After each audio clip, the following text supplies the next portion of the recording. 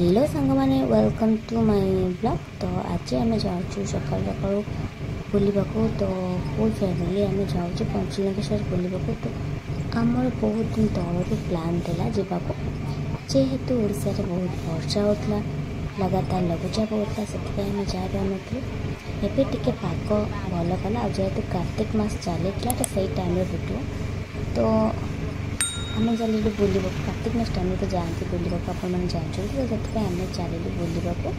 आ मत आम full family जब भी जुआड़ जाओ सांगरे बहुत बढ़िया लगे, बहुत खुशी लगे। आपण मैंने फैमिली मान सहित जावाक भल लगे कि ना निश्चय मत कमेंट माध्यम जनइबे।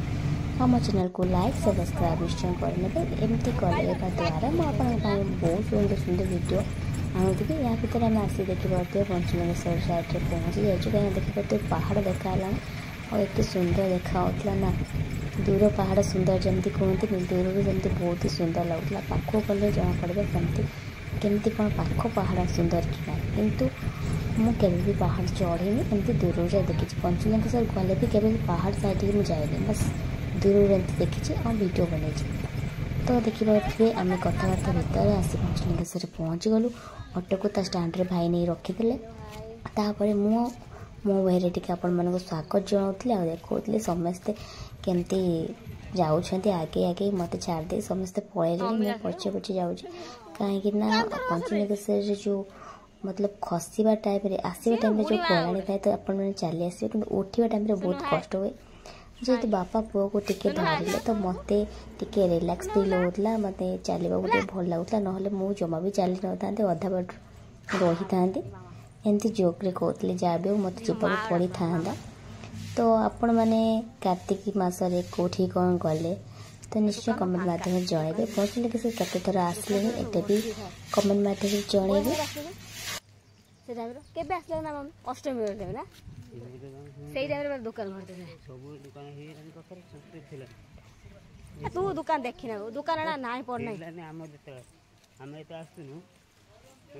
आगुरी ना आम जिते भी आसीचु बहुत सारा दुकान में देखी। तो एथर कहीं कि दुकान देखुए प्राय बंद थिला, किछिटा दुकान खोला थिला और किछिटा बंद थिला।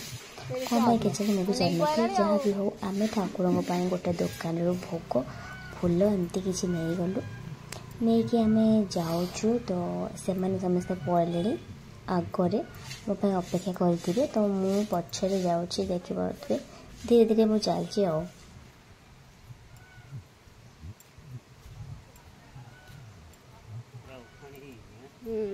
गल काट गुड़ बेसी मुझे पहुँचला पर जूता स्टाण्ड जूता रखी तो आम चलू और मैंने पाँच आम स्टार्ट होगा। यहीटा सब मेन पॉइंट कि ऊपर को ठाकुर पाक कष्ट कर गला बेले आपको एत कष्ट लगे आप भावे मुझे जीविनी ये अधा बाट रही।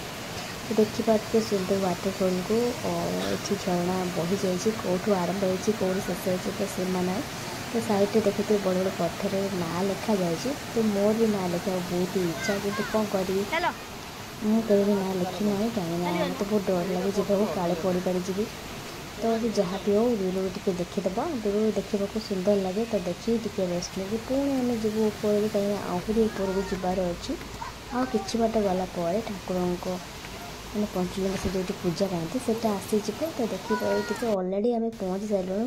तो देखिए ये जीवा ठाकुर कौटी कौन अच्छे आपण देखा देखिए नुआ सब या माने प्रथम जब आगुरी बहे थिला ना तो ये किसी भी नाला मतलब जो पहाच बंधा जाए बसाई सिस्टम सेमती किसी नाला।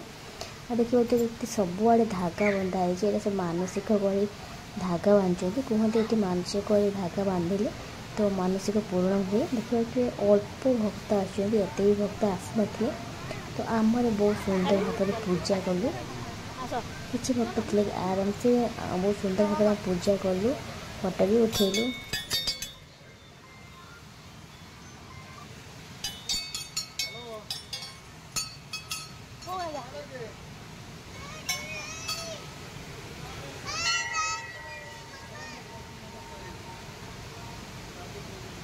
मदो भी जोड़ा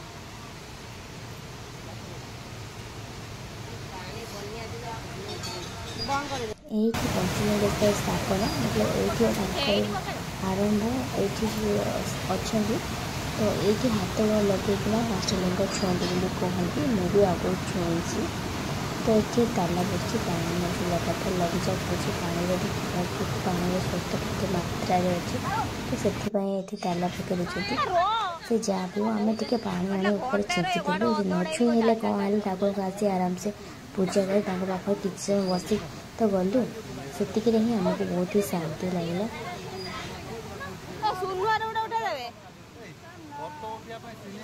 ये देखुए गोटे क्यूट माकड़ आसी खाଇବା देला खाईकिना पुणी गछ उपरू केमती चली जाऊँगी भी बहुत सारा धागा बंधाई आप देखिपे किंतु मो हाथ में किसी खावा देवाक नाला तो से मुझे भी दे पारि नी तो कौन कर